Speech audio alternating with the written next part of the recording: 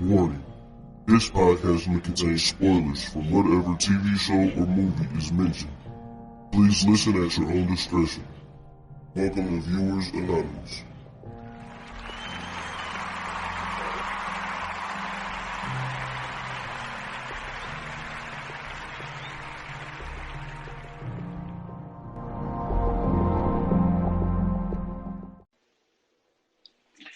Yo, what's going on? I am Scoots Bronson. And I am S. Foster. And this is the Viewers Anonymous podcast. What's going on, bro? Oh, man, I can't call it, man. Just really excited for this episode, man. This is two movies, man, that do, like, you know, out of all the stuff we done, this might be one of the ones that's, like, really in the top 5 of the quote-unquote rewatchable. Like, I can watch this, either one of them, anytime it's on TV, man. Anytime. Yeah. I love this. What we doing today, I love this, man. Like, I don't care if everybody say it's not realistic. I don't care nothing about any of that shit. like, man. I know exactly what you mean. I know exactly what you mean. Yeah, because I hear people say, like, oh, man, ain't no way in hell they can live after that. I don't care. Like, this shit is entertaining as hell. Right. Entertaining as hell. But anyway, man, how you feeling, man? How you been doing? Man, I'm doing good, man. You know what I'm saying? It's a third episode. You know what I'm saying? We done had a great guest in Jamar, man. You know what I'm saying? He came through and helped us out. We did the thing, bro. It was good having him on. And you know what I'm saying? I'm enjoying it right now, bro. I'm enjoying it right now. Yes, sir, man. Like, we trying to definitely, you know, take these podcasts to the next level.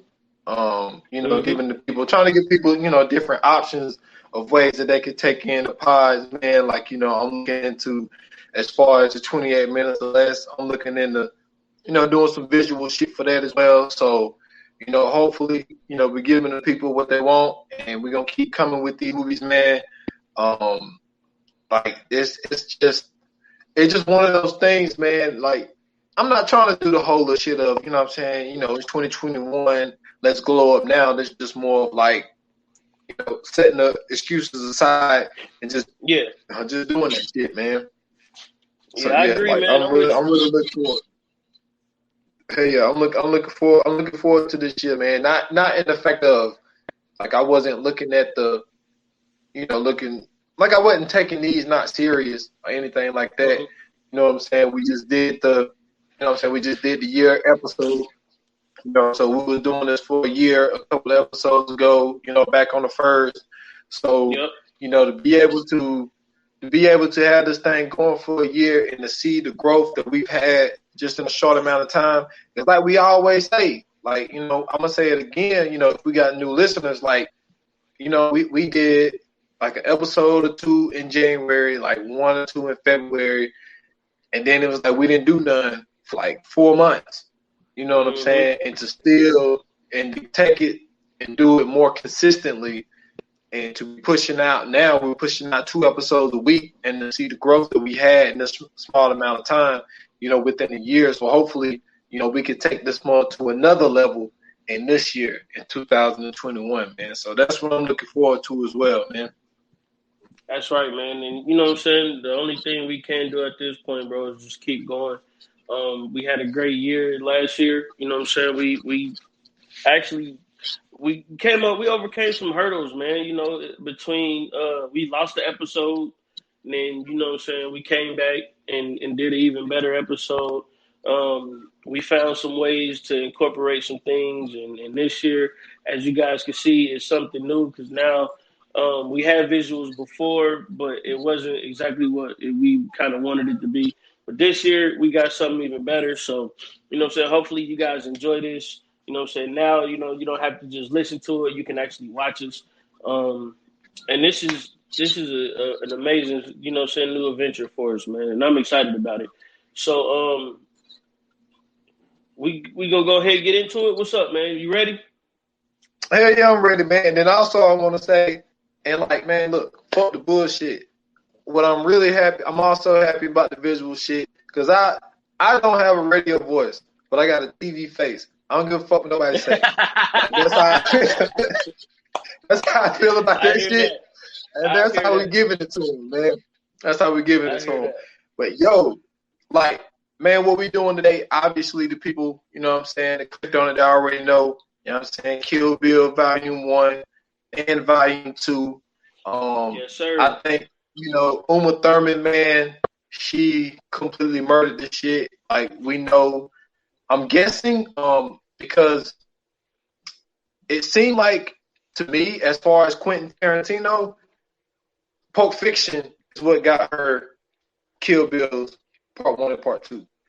Mm-hmm. And the way that these movies go is you can tell that this was a two-part deal. Like, they already knew. It wasn't no Kill Bill 1, let's see how the success goes, we'll give you Kill Bill 2. Like, these movies, they you know what I'm saying, they coexist with each other. So, you know, this is something that the actors and actresses already knew, like, yo, this is going to be a two-part thing. And I love the way that they did it, because when you look at the list and the way that they did the shit, like, it wasn't in order. And, like, that's what makes this shit so damn cool, because it's so unorthodox of how it's done. Because when you look at the list, you know, Oren was supposed to have been, she was the first person on the list.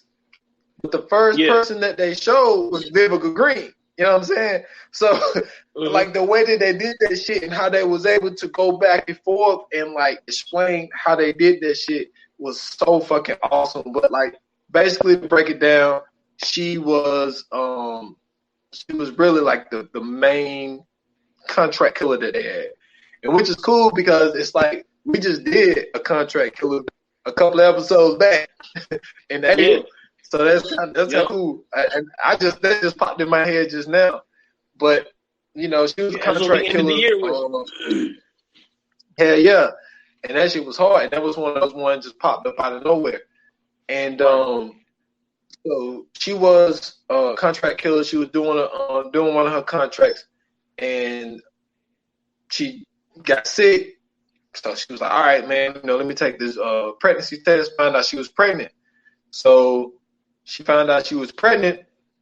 You know what I'm saying? Girl got the drop on her because she was seen. And then this is the crazy part. This was shown in Part 2. Like, that's just how amazing that this shit was. So that was shown in Part 2. A lady came to kill her. She told her she just found out she was pregnant. And she just said, fuck it. So she tried to disappear. Bill found her, had the whole team tried to kill her. Problem is, she didn't die. She was in a coma. You know, then her whole thing was to go back and kill everybody that fucked her over, as far as Bud, Bill, what was Ellen Driver's name? She was Copperhead, wasn't she? I think so. Yeah, I think she was Copperhead. Oshi Ren was I think she was Cottonmouth, and Vivica Green was, damn, I forgot what it was. But anyway, her whole thing was to go back and kill all these motherfuckers who fucked her over, and all she wanted to do was raise her child. So that was, like, even though the storyline seems kind of simple, the visual of that shit is hard as hell, man. It is so hard, man. Man, this movie is both of them for me was a little bit different. Like, my first time seeing Kill Bill, because I think it came out of like 98. So my first time seeing Kill Bill, I was like, well, I think it came out 2003. 2003. The first Kill Bill? Yeah. First one was 2003. I don't know why I'm thinking of something else in 98. I'm sorry. So 2003, I'm in, like, damn, I'm a little bit older than that then. So I'm probably about either just out of 8th grade or just entering high school. And when I tell you, like, at first when I seen it, I laughed at it. I thought it was corny. I thought it was a parody when I first seen it. I didn't think it was a real, like, live action movie. I thought that Quentin Tarantino was making like a like a parody, supposedly like making like a female Bruce Lee or whatever. Because I remember that scene that she had on the yellow and black stripe track suit or whatever, and she was fighting in that, and I was like, "What the fuck is this shit?" So I didn't watch it at first, and then I guess later on down the line, like it had came on TV, it wasn't nothing to watch, and I had actually start paying attention to it and watching it, and then I was like, "Oh shit, this is some real life shit." And then you know what I'm saying, like on top of that, like it's Uma Thurman. Like I don't expect Uma Thurman to really be like as violent as she was in this. Like I know some time back she did a movie called The Avengers, but I forgot what the guy's name is. He's in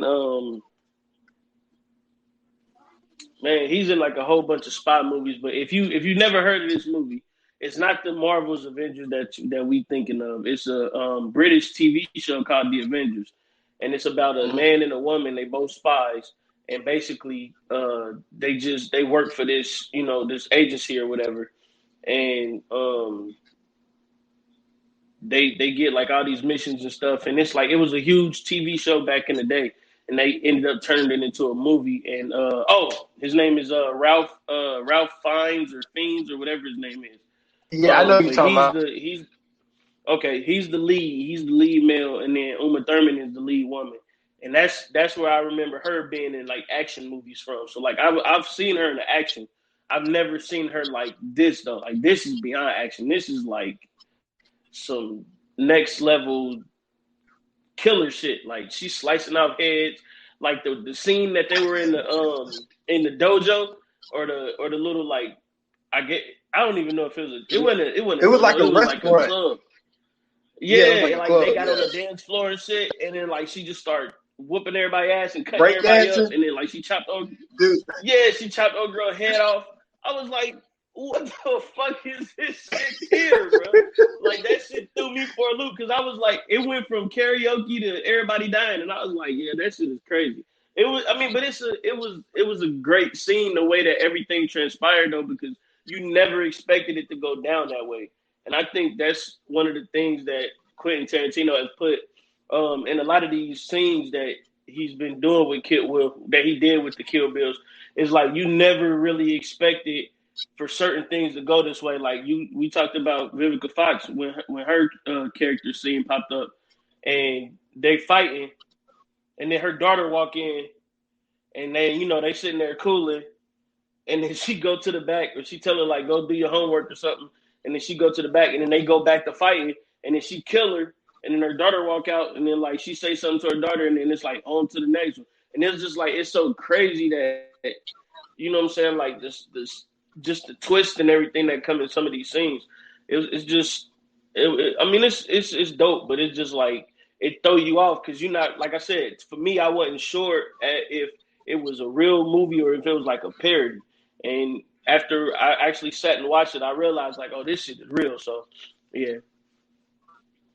Yeah, it was all like it started out that way. Like I love, like, usually I don't like a lot of the back and forth, but the way that they did the back and forth in this was really like, to me, this is the blueprint of if you want to do a movie to go back and forth into time, right?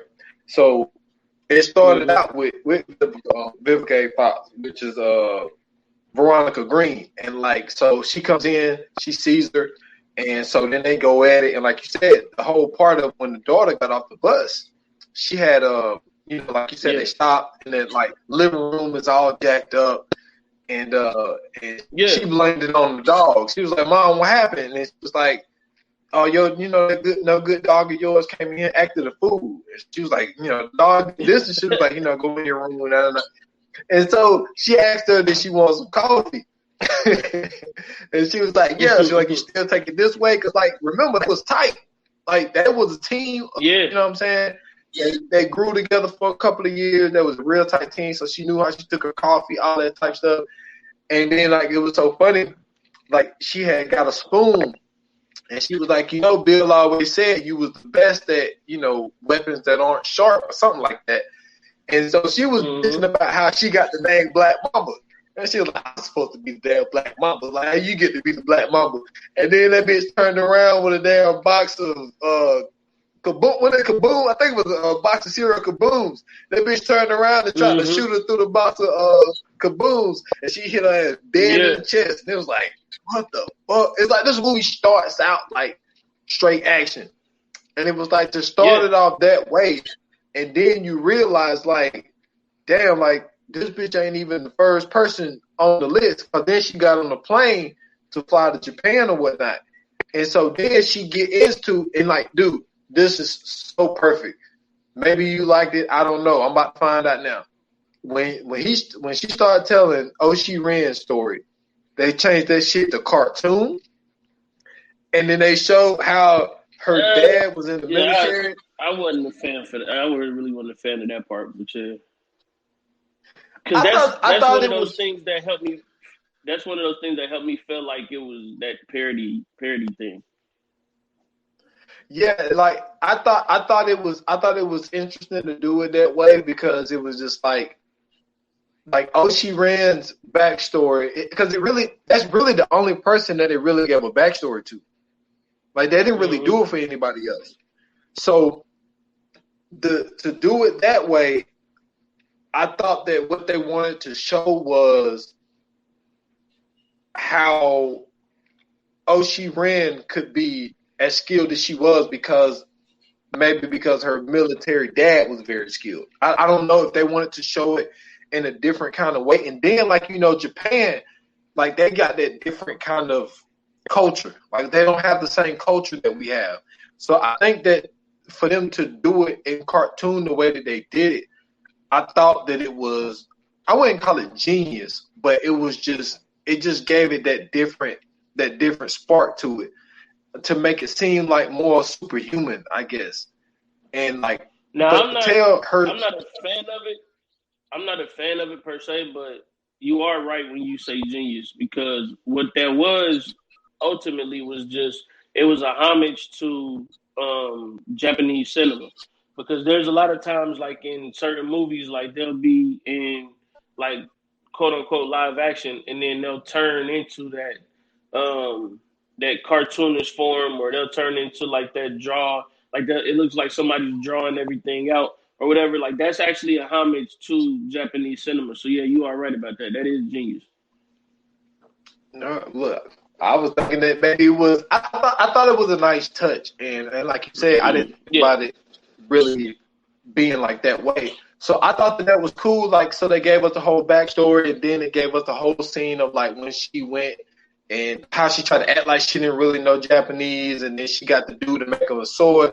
And like, I think that the reason I bring it up is because Bill is a very well-rounded guy, not just well-rounded, but well-traveled. You know what I'm saying? Because when she went into that bar and she said that she wanted him to make her a sword, and he was like, I don't do that anymore. And then she told him who it was for. He made it, you know what I'm saying, right off the rip. Like there was no questions that he told her that she could stay there. It's gonna take him too much to make the sword and all this type of shit. And like, so I think what that does is it tell you like how deep in the game Bill is. Because for this dude to break his word and to make the sword for her, I thought that just told us like, okay, this Bill dude ain't nobody to fuck with. And then once we saw, now I want to go back to that one scene. What I loved about that fight scene that was in the club was how there was just small shit that they did to keep you tuned in. Like they would go from like it was in color, and then old girl blinked her eyes, and the shit went black and white. And so then like they started doing fight scenes in black and white, and then she blinked, and then the color came back, and then like they went into this one blue room, and then they was fighting in the blue room, and like, dude, I just thought that shit was so cool how they was able to really keep you engaged in that fight scene, because that fight scene lasted a long time. But still, within doing that, my favorite part is when she was down looking at that sword, and then she started like when all the people came the second time, And man, she started breakdancing my G. Boy, that was probably the hardest. That's the hardest martial arts I've ever seen in a movie. But she started breakdancing and cutting motherfuckers' ankles off and shit. That shit was hard, boy. I'm telling you, I was like, yo. But like you say, that same outfit though, I think that's what Bruce Lee wore in I think it was Fury. I think that he had that yellow outfit on. Cause it was the same outfit that Bruce Lee had on. It was either Enter the Dragon or Fury. I can't remember which one it was. But I think that was also a homage to Bruce Lee with her just wearing that outfit. So. I think it was I think it was the Fist of Fury. Oh, okay. Yeah, I think they was paying homage to Bruce Lee in that joint. Mm-hmm. Dude, did you hear? Okay. I mean, kind of on and off topic. So, have you seen Once Upon a Time in Hollywood? No. I tried to watch it one night, but my internet started acting up, and then I couldn't really watch it. I think I got to the part to where what's the last scene that I seen? Where I don't even remember. I know that the stuntman would drive home or whatever, and like he fell in love with a girl or something like that. I know a little bit about it. I gotta rewatch it just to get this stuff back, but I know exactly what you're talking about though. Okay, so there was a scene where the stuntman got into a fight with Bruce Lee, right? Yep. And the Lee family was upset because they said the way that they portrayed Bruce Lee, basically they said it was bullshit. Like they didn't like the way that Bruce Lee was portrayed in that. And I feel he was basically just an actor. He wasn't really no fighter. Yeah, because like the stuntman basically beat his ass. And then like they had him making like now Bruce Lee made a lot of sounds, but like that the way the dude was doing it was comedic, right? So the family didn't like the way that he was portrayed. But I bring that up because I feel like Quentin Tarantino wouldn't. It's like he wouldn't do anything to, you know what I'm saying, screw up the legend of Bruce Lee. So like I was kind of like the dude was a little funny with it, but then at the same time, like when you think about these Kill Bill movies, it seemed like, especially the first one, it seemed like it was really paying homage to Bruce Lee. But then I don't see why he would turn around and make fun of Bruce Lee and Once Upon a Time in Hollywood. But I mean, all that doesn't matter. That was just down that Bruce Lee wormhole. I don't know. I think that what he did with that Bruce Lee-ish character, because I wouldn't say it was necessarily, like Bruce Lee. You got to remember, like, first and foremost, he really couldn't even use Bruce Lee. That's why I think that he did that character the way he did him, because he didn't want to necessarily get into that lane of, getting sued or having to, do copyrights or anything like that. And so for him to do the character that way, I think that was the way to use Bruce Lee in the movie without actually, like having to use Bruce Lee in the movie. But I don't know, man. I think you brought up a very interesting point about. Excuse me. I think you brought up a very interesting point about how Tarantino kind of kept us involved and enticed in some of these scenes, especially with them being as long as they were. Like the visuals of them, like you were saying, like the switching from color to black and white back to color, or being in a room that's all blue, or being in a room that's like all red, or being in the dance floor scene when the lights are flashing, and the disco ball going and stuff like that. Like, and then the music is super loud, so it's like you kind of feel like you in that atmosphere of you in there like watching it as it's actually happened instead of watching it on on screen or saying on film. You actually get that feeling that you actually there with some of the effects that he's giving us.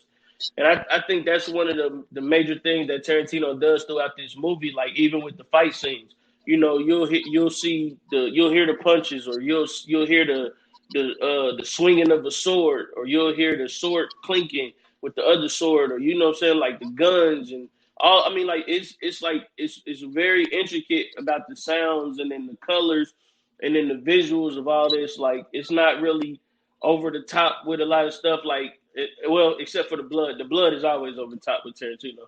But like what I'm saying, like the head getting chopped off and then like the blood fountain out the neck. And what I'm saying, like it starts spraying at first and then it squirt, squirt, squirt. You know what I'm saying? Like just I think that the way he's putting the certain effects into it, the way he's adding in, what I'm saying, the music in certain scenes, and the way that he's the way he's able to, like we said with the Vivica Fox scene, the way he can switch it on and off real quick. And they had 10, and next thing you know they got to go to 0 because her daughter come home. Like I think those type of things that are things that's really keeping you, or really at the time, because I think a lot of people forget, like this movie was a major deal at the time it came out, because we've seen nothing like this before. There was nothing else like this on the market before Quentin Tarantino did this. And I think with him taking Uma Thurman and making her like this character, and having her do these like outlandish, violent acts at the time was like, it kind of blew people's minds, because it was like we never seen a woman in this kind of movie. You know what I'm saying? Like to where it was the blood and the gore, and you know what I'm saying? Like she was the lead character, and then like, and on top of her being a lead character, like she wasn't just fighting dudes, she was fighting other women. You know what I'm saying? Like this was like this was something different. And then, in number two was even better, because here we thinking that this whole thing is over. It comes back to where she's not done. Like she's back on a whole nother, a whole nother vengeance. And now it's even worse, because now we know what she's capable of. And, she gets to finally go and get her master in the second one. So, I mean, I don't know, man. I think that being that movie being what it was, that first one at least, that first movie being what it was, I think that set a huge precedent for so many other movies, and not just movies with female leads. I mean, just like action movies in general, because the things that we see in the first movie are some things that we've never seen in any of these other movies. Like, how do you feel about that? I think you make a great point, because also, like, I think that it changed fighting scenes, because to make and to bring up the point of what I was saying earlier, like this fighting scene was so long and it was so many people, and this also brings you back to I think it is Mr. Fury. That's the one where he was in like the dojo. Well, I'm talking about Bruce Lee, when there was like 50 dudes in there, and like he whooped everybody ass. No, there was another one where there was like 50 dudes in a room. Like he whooped all of their ass. And like this was like the same thing, but she was just doing it with a sword. And like what I mean by making the fight scenes interesting, like there was one point where like 3 people came down. And like, so she had, sliced everybody up, stabbed the one girl, and then like the sword was in the girl, and then she like hit that bitch on the top. And then everybody fell when she hit the sword. It was just like, just little shit like that makes it totally different from everything else. And also, you brought up music. We got to shout out the Wizard. The Wizard was the music producer on this damn thing. And that dude, we all know how he get down. I mean, his group name is Wu-Tang. Yeah. You know what I'm saying? Like, they really get down with that Chinese culture, and they loved all of those. All you got to do is listen to their music. You would hear the sounds from Chinese or Japanese, however you want to call it. Well, Asian, let's just call it Asian. Like the Asian culture of those films that came out in like the 50s, 60s, and 70s and shit. So Quentin Tarantino to get the Wizard to do the soundtrack and to do the music and all that type shit, like that took it to another level because Quentin always find a way to. People don't realize how important music is in movies because that shit, like it is very, very important. And I think somebody like the Wizard don't get enough credit, well, because he really wasn't mentioned because this wasn't really a soundtrack that people went out and really bought. Well, maybe some people did. It just depends on what type of music that you like. But I also thought that this also helped the movie as well. And to really think about it, like, man, so the first one, she only went after let me see. I can't remember if she was Copperhead, but anyway, O.C. Ren and Monica Green was like the two that she centered in on. And then she got the other three in the second one. But I want to mention this. I want to talk about how she got the pussy wagon, right? So she was in a coma. She was in a coma. And my man, this was the creepiest fucking scene in any movie, bro. Like, this shit was so fucking wild. Like the way he explained it to dude, like, go ahead, dude. Yo, Quentin Tarantino, like that's him. Like he gives you like that weird fucking shit. So yeah. So my man name is Buck, and he came here to fuck. And so my man, so fucking Black Mamba, however you want to call her, the bride or whatever, she's in a coma because she got shot in the head. And my man Buck was down using her cooch, you know what I'm saying, for $20 or whatever. I think he said, I think it was 20 or 30 or something like that. So he explained it to my man. He was like, all right, man. He looked at her and he was like, all right, so you trying to fuck? He was like, oh yeah.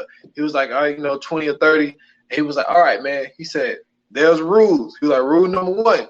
He was like, you can't hit her. He said, no knuckle sandwiches because if the nurse come in and she got a shiner on her face, we got to explain it. And then he was like, then number 2, he was like, man, her plumbing down there is all checked up. He said, so you can come all in her and she won't get pregnant and all this type of shit. And so then he was like, we good on the rules? And he was like, yeah. He said, we good. And then he go to walk out and said, oh, yeah.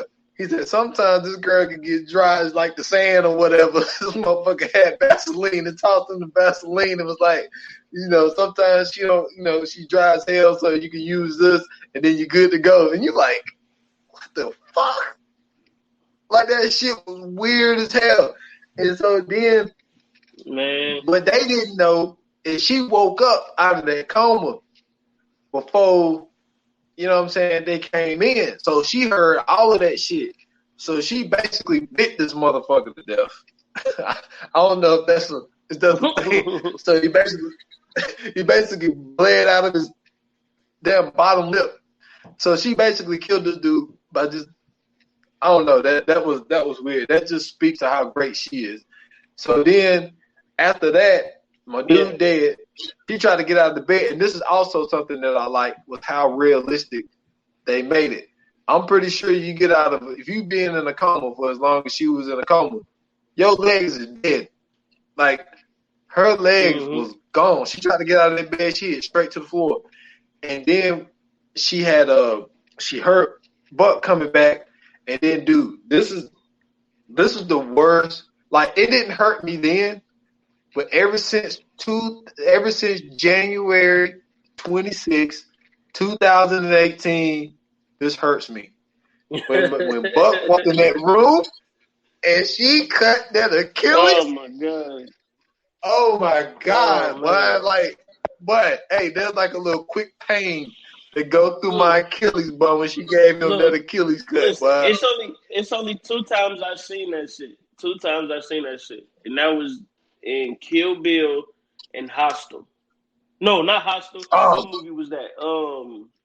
That was. It ain't Hostel. It was, you sure it might be? Was that Hostel? I know. I know what you're talking about. I want to say it was Hostel 2. No, it I was think high it school was. because that's when he had got out It of the was chair. high school.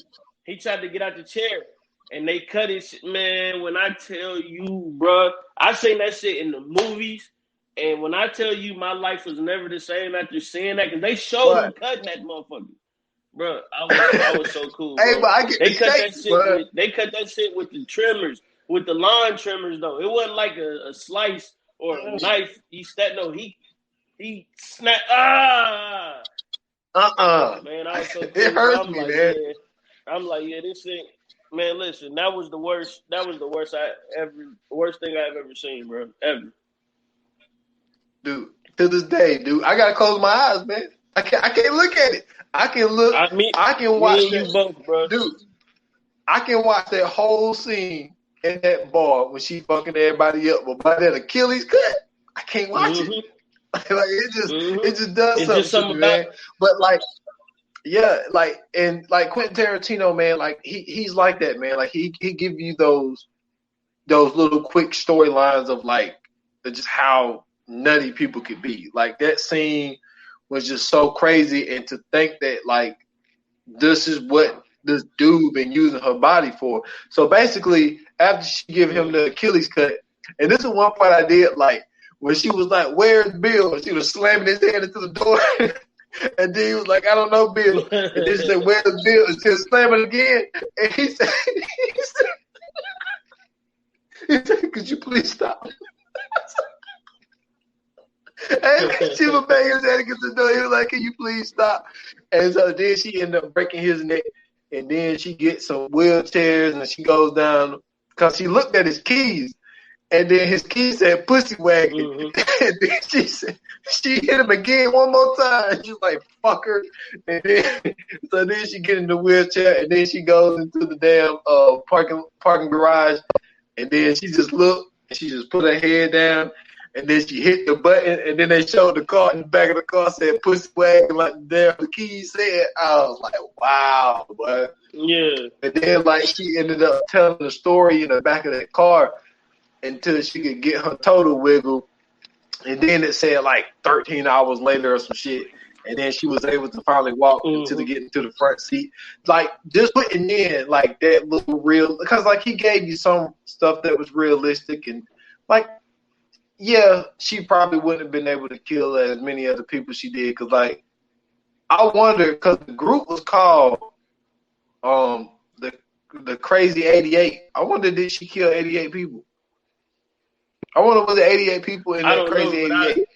But I don't think that her being as little as she was at the time, her swinging that sword, I don't think she was going to cut nobody's head clean off. That's one thing I always looked at too. Like, there's no way she'd have cut anybody's head off or sliced anybody's arm off or nothing with that sword. I don't care how sharp it was. She didn't have the proper strength to do that shit. Dude, she cut a person in half. That's what I'm saying. Like, there's no way she was gonna do that. You see how little she was? She's thin. I mean, Uma Thurman, she's not short. But she is pretty thin. No. I'm talking about her arm size. Like her arm, like she don't have the necessary strength to swing that sword the way that she was swinging it and really like cut some shit off. There's no way. Well, they say that the Hanzo sword was like the strongest metal known to man. You know what I'm saying? So I think that was really showing more homage to the sword than hers. Yeah, that might be true, but it's not the blade, right? I think it's more so like when you actually no. When you swing in a sword, a sword is like a baseball, right? The harder you swing, the less effective it is. When you swing a baseball bat real hard, you're not really getting that full potential out of the bat. The bat is all about momentum. That's how you hit home runs. That's how you get good hits, everything else. So when you swing in a sword, your sword is about momentum. It's not about how hard you swing it or how quick you swing it. It's all about the momentum of the swing. So the way she was swinging it, like she was swinging it like willy-nilly. Like there's no way she's chopping shit off like that. I feel you. I like Oshi Ren's bodyguard, Gogo. Go-Go was that deal, boy. Go-Go did. Yeah. Man, she had that damn ball at the end of a damn chain. Man, the way she was working that chain, Man, and then she she was hit a working that button, and motherfucker then too. what? Man, she was killing it, man. Like I like Go-Go. Go-Go was one of my favorite characters. She didn't say much, but but she was one of my favorite characters, man. And like it was. But see, I like when they add those type of characters in, and then they get those characters like certain weapons like that. Like they did it with the Kingsman when old girl had the legs for not. I mean, the knives and swords for legs and whatever. Like they kind of did Yeah. that with her. Like just to be able to have that one character that has that different take. Like she ain't using no sword. She using this. So like this mace on the end of a chain. Like I thought that was super dope because you got to see a whole different fighting style than what you've been seeing throughout the whole movie. And that, once again, that's giving credit to Tarantino, adding that in there and giving us something else to look forward to. Yes, sir, man. Shout out to him. And then like when she ended up killing Oshi Ren, you know what I'm saying? That was really the quickest. I mean, when you really think about it, that was the quickest fight. Like throughout both movies was when like what she had to go through. Like she had to go through. Let's say like her people was called Crazy 88. Let's say it was 88 people. For her to go through 88 people and then the fight scene with Oshi Ren really only lasted like the only reason it even lasted 5 minutes was because through the middle of the fight, Oshi Ren had apologized for what she done. And she was like, look, I'm sorry. You know what I'm saying? Basically, it wasn't nothing personal. It was just some shit that Bill wanted us to do. Like, she didn't say all of that. She apologized. And, the Black Mama took her apology. But then she was like, you ready? You know what I'm saying? She was like, nah, like, I'm finishing this. So basically, she ended up chopping the top of her head off.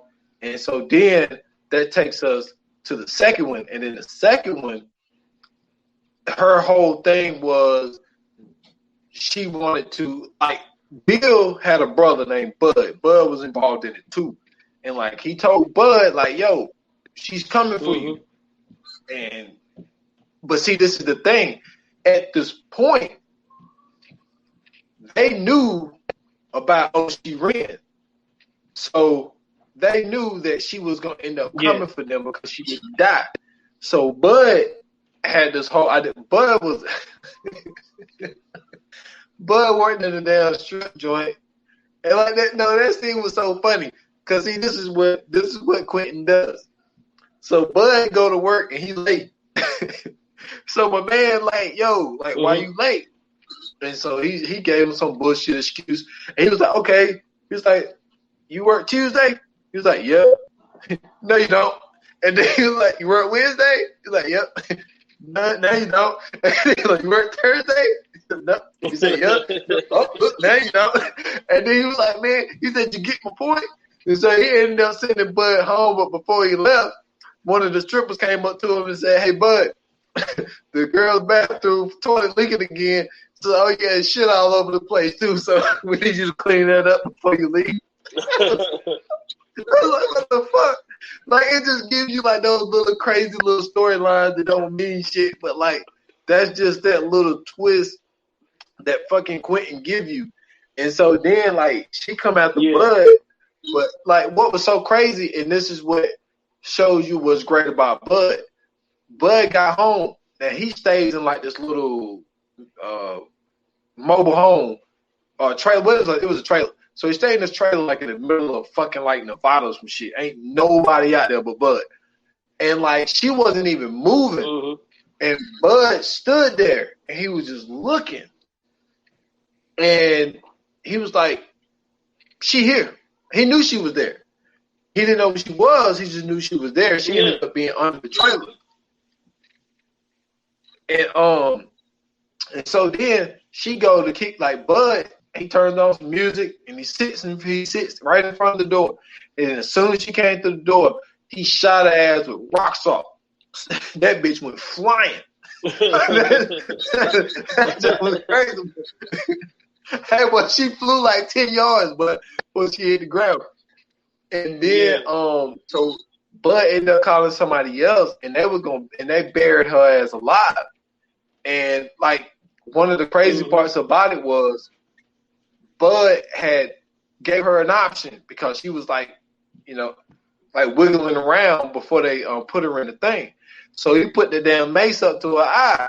He was like, yo, I can give you this mace or I can give you a flashlight.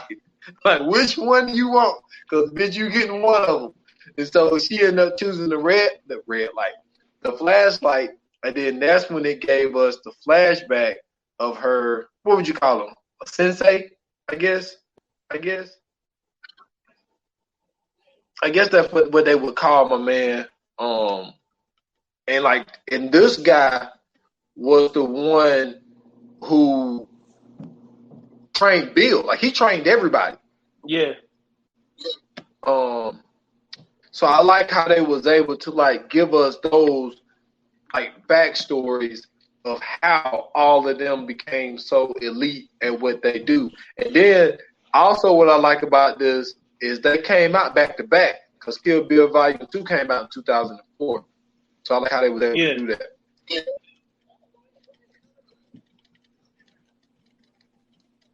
I mean, you gotta look at it like this, man. As far as the acting goes in this movie, you know what I'm saying? Like,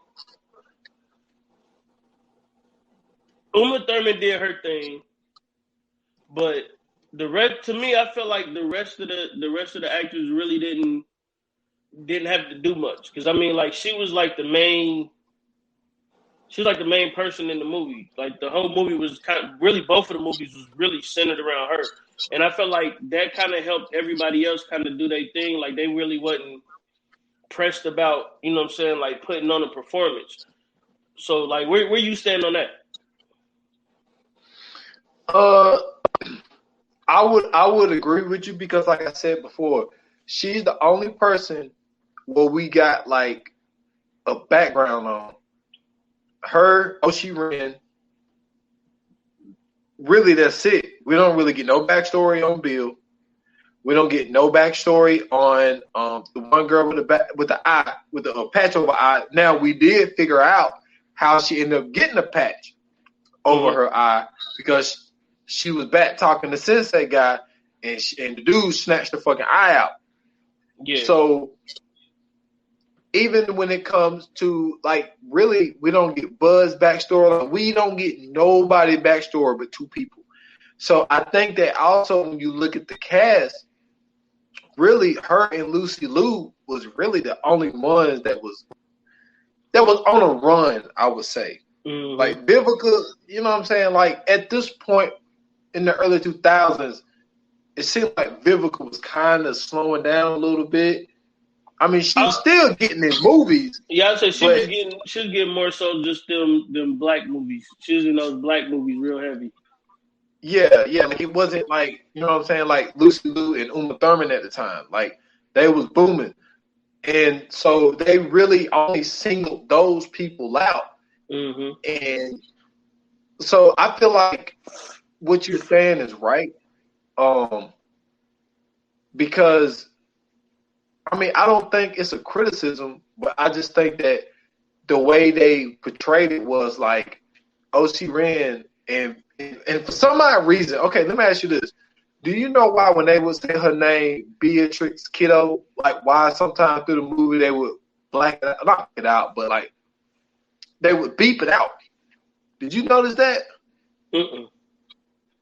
Dude, in every version that I got the DVDs, I got both of them, and, like, I would watch it on Netflix, I would watch it on my DVDs, and, like, sometimes when they would say Beatrix Kiddo, it would, like, it'll give it the beat sound, which was weird, because even when she fought Vivica A. Fox in the first scene, when she told her daughter who it was, they beeped out her name. Yeah, like, that was weird. I don't know what that was. I don't know what that was, but that was kind of strange. But I like how go back and check that out. Yeah, like, dude, it'll bleep it out. I don't know why I did that. I don't know if it was like an inside joke type of thing or what. I don't really know what that was. But yeah, like, I like how they gave the backstory because what made it important that they showed that was because there was this five, what was it? What kind of 5 point, five pressure point, some shit where Oh, I know what you're talking about. I forgot what it's called. I know what you're talking about though. yeah, where you would take 5 steps and your heart would explode. Yeah. And like, so basically, when she ended up finding Bill, after going through Bud, and she didn't even kill Bud. Mm-hmm. The crazy thing is, old girl with the patch over eye, she's the one who killed Bud because she came to Bud with I don't know, $2 million or whatever, how much was in the case, and she had she put a black mamba in the thing, and so she tried to call Bill and say that old girl Beatrice Kiddo, the bride, or whatever you want to call a black mamba, say that she killed your brother because she put a black mamba in his trailer. Yeah. And so she put up the money, and then she climbed out, and then she tried to see what she did was she tried to take the credit for putting her in the ground. Because I think that she was trying to elevate, because she knew as far as the girls, she was third on the list. She knew that Uma Thurman was number one, O.C. Rim was number two, and she was the number three. So she was trying to elevate herself. So she tried to take credit for what Bud did, and she thought that she was still buried in that grave. And then, so the snake came out, killed Bud, and then when she tried to leave, she came in that bitch. They go through her fight scene. She finds Bud's sword, and then they go at it, and they fighting in this tight-ass trailer, and then she ended up, it was sword to sword, and they're looking at each other, and I like how the camera was going back and forth, looking at them, and all of a sudden, she just snatched that bitch other eye out, and that motherfucker was there. Man, she was going through that trailer, but that shit was hilarious while she was running through that trailer with no damn eyes. This bitch had both of her eyes snatched out, and so she left her in that trailer to fucking just go nuts in there with no damn eyes. That was fucked up. She had a terrible death. I assume she ended up dying. She had died though, man. She starved to death. She left her to starve to death. So she got the worst death, man. That's funny, bro. All right, man. So, wow. You know what I'm saying? We done got through most of it, man. It's time for the fire flames, man. You ready? Yeah, man. You go first this time. I'm interested. I'm very interested to see what you say, man. Okay. So for me, you know what I'm saying? Like, when I look at this movie, once again, like, not using my initial outlook of it, thinking it's a parody, realizing that it's a real movie, it's a real action movie. You know what I'm saying? Both of them at that. I enjoy you know what I'm saying, the one character storyline. We got to learn a lot about Uma Thurman's character. I think that it was more important though to see that you can actually build a movie just around one character and not have to focus so much on everybody else and still have a great movie. Like I said before, you know what I'm saying, when this movie came out, this movie was this was really one of the bigger movies. Like, this was like damn near on par with The Matrix when it first came out, because this was something that we've never seen before. This was something that we've never seen done before. We've never seen a female lead take a movie like this and make it such a cult classic. The visuals, of course, were amazing. We had plenty of blood showers throughout this movie. You know what I'm saying? The cast in this movie, in both of the movies, actually was actually great. That first one, especially with, you know what I'm saying, like you said, like Lucy Liu, Vivica A. Fox, like it's a bunch of different people that's in these movies that, you know, that really make this movie what it is, and they really had like small parts in this movie. They really didn't have like extensive parts in this movie. This was really, or these movies, it was really more so just Uma Thurman just basically following her around. But I really don't have anything bad to say about it, other than the fact, like, you know what I'm saying, that the one scene where he was talking about the Vaseline shit, like, I did not like that scene at all. I thought that scene was kind of creepy as fuck. But outside of that, everything else, and then the sword swinging thing was like she was just chopping off limbs. Like, outside of that, I thought the movie was great. I'm gonna give it a 3.5. Okay, 3.5. That's all right. I'm gonna go a little different. For me to be able to also keep, I don't know if I want to call it his word, but like he's one of those type guys who bring reoccurring people. Like Uma Thurman was in Pulp Fiction. You know what I'm saying? Sam Jackson, he had a quick little appearance in the, you know, he used Michael Parks a lot. He used Michael Madsen. So, like, for him to be able to find, like, little scenes for them, I thought that was cool. I actually enjoyed the scene that you didn't like, as far as the blood squirting everywhere in that scene. Like, that's probably one of my favorite scenes when she went to go get Oshi Ren. But for me, the rewatchable quality is very high for me. I can watch this movie, I mean, at any time. I think that the music in the movie is, let's call it, interesting. So I'm gonna go a little higher than you, man, and you might be a little surprised with this, man, but I think I'm gonna go 4.5, man. Like it's not quite that 5, because the movies that I qualify as 5s. It's not up there, but I think that it's high enough for me to go a little bit more than the 4, because how many times I have rewatched it and enjoyed it every single time that I watched it. I don't have a bored moment through it. It gives me the action I want. It gives me the blood that I want. And like I said, I don't think the other people was really worthy of that background story. I don't think we needed it. I think Oshi Ren and Black Mamba was really the only one that we needed. I like how we got the answer, how girl lost her eye, that she was cool as fuck.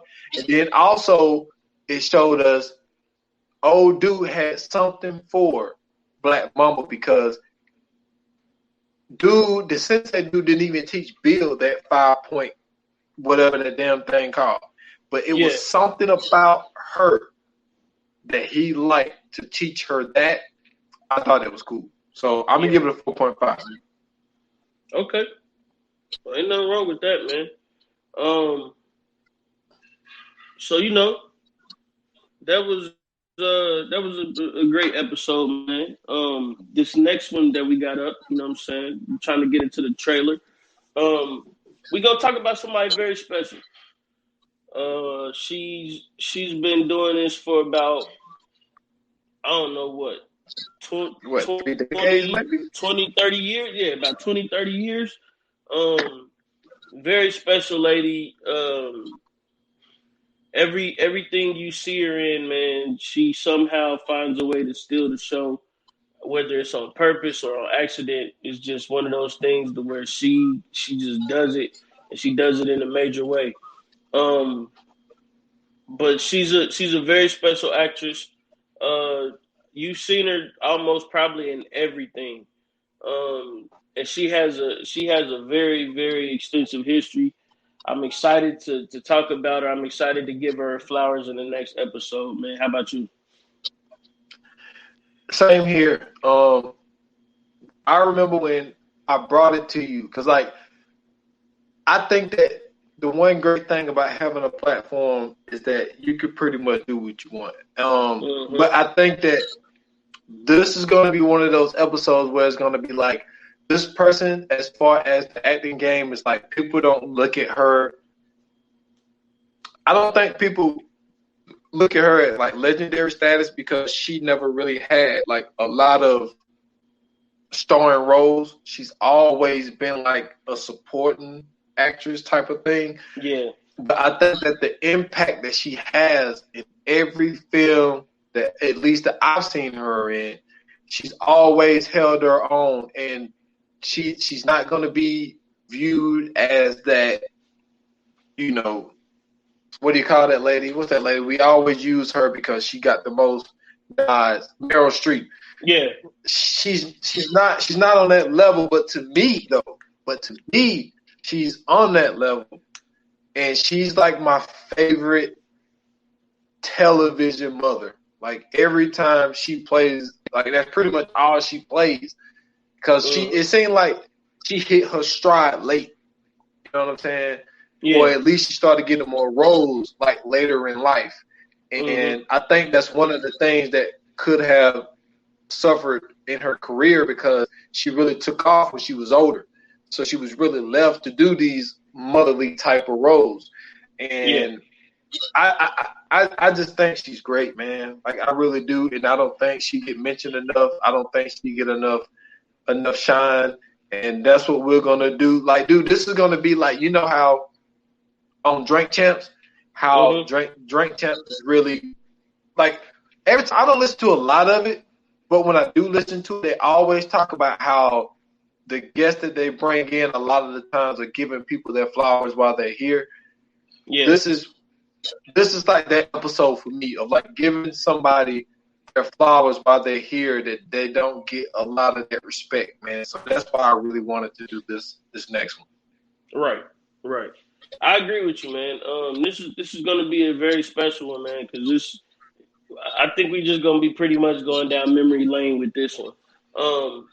But you know what I'm saying? Y'all stay tuned, man. Watch that next one. We got plenty more coming for y'all, man. You know what I'm saying? You know, this is just only the beginning. We in the early stages of this year. We got a lot more coming. You know what I'm saying? If you're listening through the audio, thank you. You know what I'm saying? Make sure that you're hitting that subscribe button. Make sure you share it with a friend. If you're watching this on YouTube, make sure you hit that subscribe button as well. Make sure you hit that like button as well. And you can also hit that share button, man, and post it up. Let people know that we finally back on YouTube. We definitely appreciate it. Man, listen, you know what I'm saying? This has been, you know what I'm saying, one heck of a ride. Man, we know what I'm saying, we just begun, bro. We finally got our 1 year episode out the way. You know what I'm saying? I can't wait till we do the 2 year episode, bro. That shit is gonna be fire. I don't think we got a chance to talk about we didn't do New Year's resolutions on the first 2 episodes, man. So real quick, let's do one apiece. What do you want to accomplish this year for 2021? I think the biggest thing for me is I have a number. I'm not gonna say the number, but I was given this number by, you know, another person that's a part of the team as far as Casey, man. Like, you know what I'm saying? There's a number that I'm trying to hit with subscribers, man. Yep. And like that's my biggest goal this year is to hit that number or at least get really close to that number. So like, man, really basically, man, get the subscribers up, man. Because this is the thing. One of the reasons I want to get that up, not only because I want our content to be heard, but I don't think there's no reason to really ask the people for like, because I want to get the subscriber numbers up so we can ask the people like, yo, what do you want to hear? You know what I'm saying?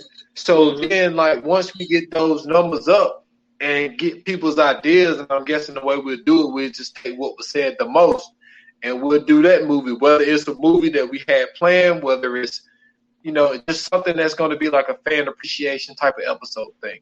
So that's my goal for this year, man. Basically, in a short answer, get that subscriber number up to a certain point of what I wanted to see. And like that's the one biggest thing. And that's for all platforms. That's for this 28 Minutes or Less and a Stolen Time podcast. Because all of these podcasts intertwine with each other. Because you come on all three, well, the other 2 of them. You know what I'm saying? So that's my 2021 thing, man, is hitting that certain subscribe number.